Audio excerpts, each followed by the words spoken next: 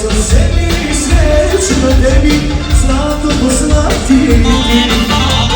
Nije mi važno koliko ću dati, samo da si srećna ti. Nije mi važno koliko ću dati, samo da si srećna